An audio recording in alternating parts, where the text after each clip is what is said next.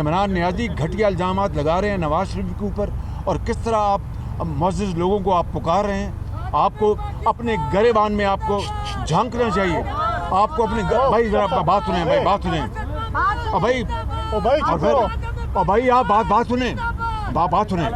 اور اس طرح آپ اپنا بات کرتے ہیں امر بالمعروف کی بات کرنا، یا ریاست مدینہ کی بات کرنا، اور اربوں خربوں کی کرپشن ہو اپنا، چاہے وہ LNG کے وہ اپنا پروجیکٹس ہوں.